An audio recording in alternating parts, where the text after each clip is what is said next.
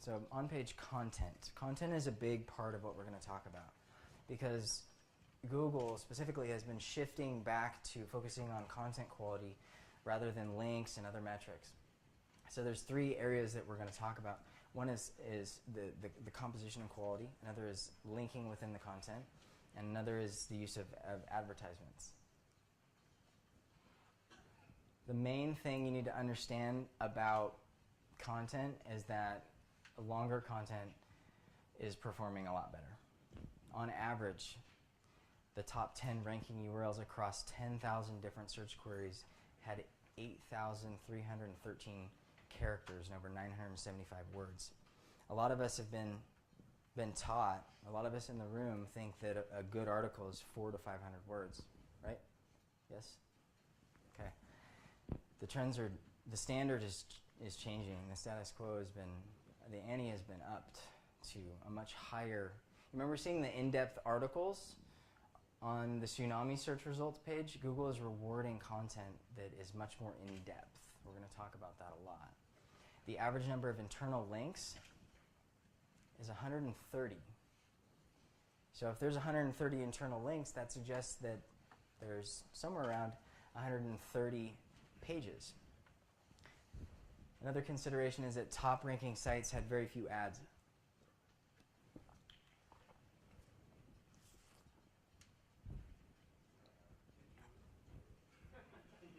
What's that?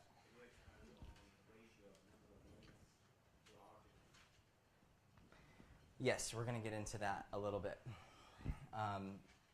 The quick answer is that you just want to make sure that you're providing a valuable resource to your users. You know, so we're going to talk about linking.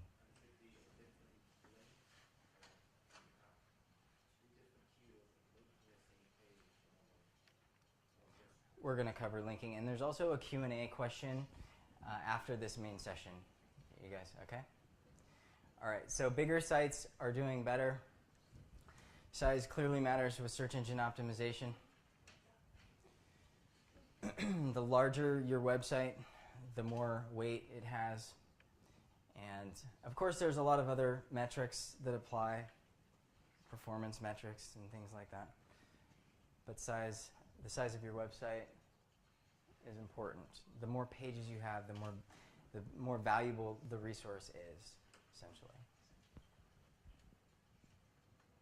All right, so content is changing. The way that Google analyzes content and the way that they look at content. It's no longer a keyword-dominated market where you can just create a page based on a keyword and have it rank. Topics need to be focused around the entirety of the topic. Be holistic in nature, complex, in-depth. So if you're creating a page on a given topic, it needs to be comprehensive and cover everything that topic is about. Focus on quality, focus on the search intent, what people might be asking or needing for their given search query. People type in a word, but they actually have 6 questions behind that word. So it's important to understand that. Cover related topics. Is it quick? Sure, go ahead. Yeah, so if you do a blog platform, would it be better to do a lot of text under the blog? Yeah, I mean, yeah, if you, the question is, I mean, the answer is yes. You should have a lot of text where possible. It equals better rankings for more search terms. Google Hummingbird is a complete rewrite of the Google algorithm.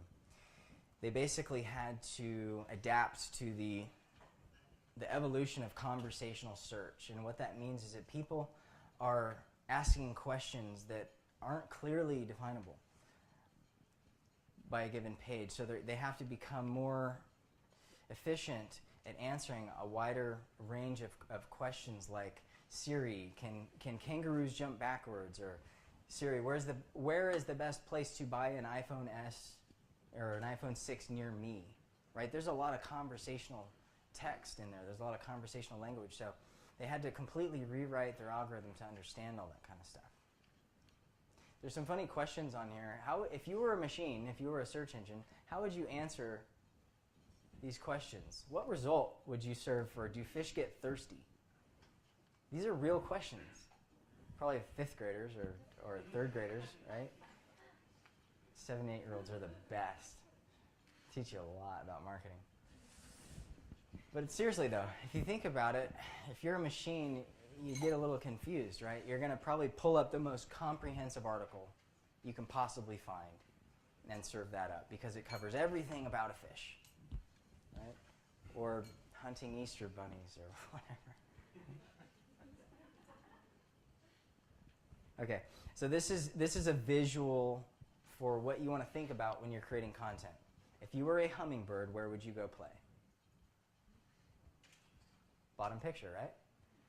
So make your content like this. Use flowery language. Use a wide variety of different vocabulary. Use well-structured sentences. Be precise. Be efficient. But be comprehensive. Be thorough. Colorful.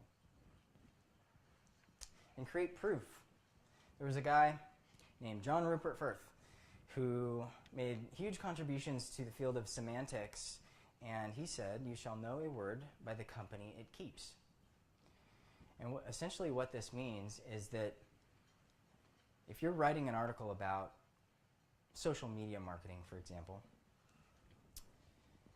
you're probably going to have words like business and marketing and social media and website and company, right? All the standard terms. But if your page is really about social media marketing, you're probably going to have topical proof terms like LinkedIn post and retweet and, Facebook like and things that are hyper specific to that topic. So that's what it means to have semantic proof within your content. If you're not including a lot of those types of words for your given topic, you're probably not going to rank that particular piece of content for a search query, especially if it's a broad query term. Does that make sense? Okay, linking in content is very important. Linking is important for a number of reasons. One is because it allows the search engines to find other pages that your site links to within your site and externally to your site. This also tells them how useful your content is for the user. It also is more useful to the user if you link to useful resources. So you can link internally, you can link from one page to another page from within the text itself. You might think about Wikipedia in this example. If you pull up any Wikipedia page, you can see anywhere from 12 to 5 different links internally to other pages that Wikipedia has covered on that given topic. It links to everything that is related to a topic, nothing that it does not. It's an absolute perfect resource for a search engine and therefore a user if they're researching. You can link externally as well. So if there's other highly trusted resources or websites in your particular market, maybe there's government sites that talk about medical information, or there's a news site that has sports information, or there's other big sites like Wikipedia or Yahoo or CNN that are covering topics that are similar to the nature of the content you're writing on. You can link externally to that content too to provide a better resource for your users, and the search engines will reward you for that, especially if the sites you're linking to have a lot of authority. A self-referential link, who can guess what that is?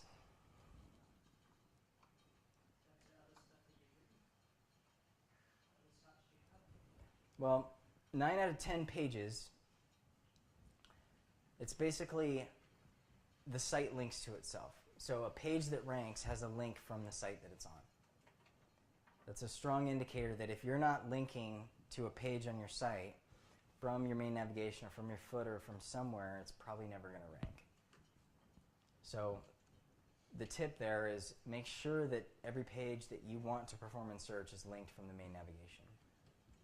Remove any broken or unnecessary links. Make sure that's gone. That'll actually hurt against you.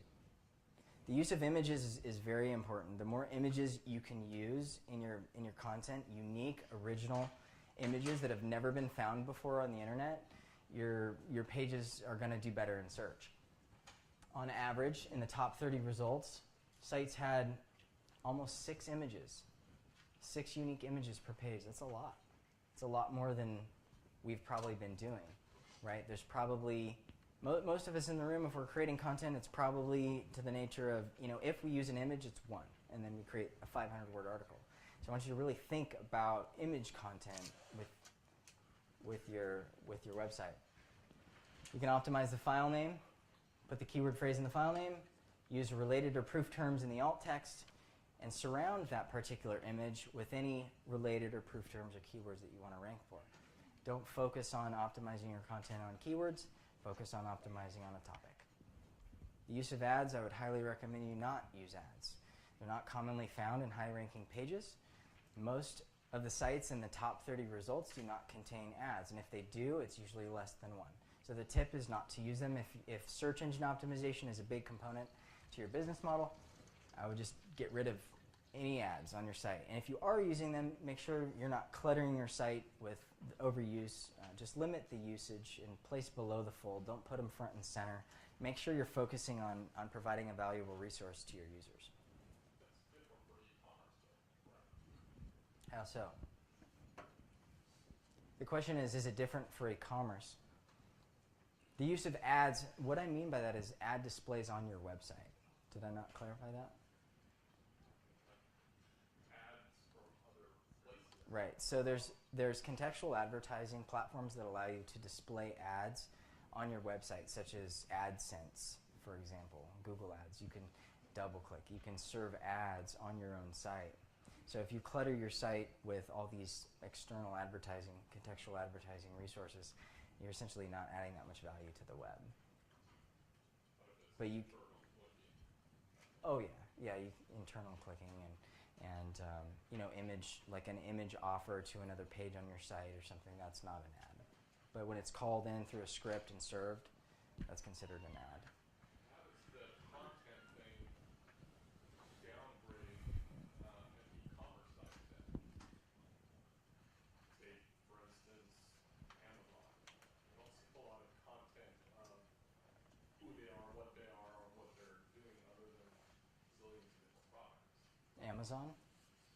Well, Amazon has a robust website. It's extremely big. It has a lot of weight. They're basically the million-pound gorilla in the e-commerce space. They dominate commerce. And the reason being is because, 1, they have millions of products.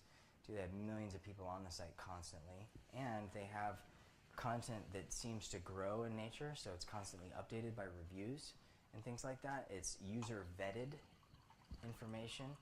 So people engage with it, read reviews, spend 20 minutes on a page, click to another page. They also do dynamic navigation in their platform that basically silos the different parts of their site. So they have very strong site architecture and very optimized categories and things like that. So they're a very, very well-built SEO site. And there's a lot of just base level descriptions on the site for every product that are essentially enough for an e-commerce store.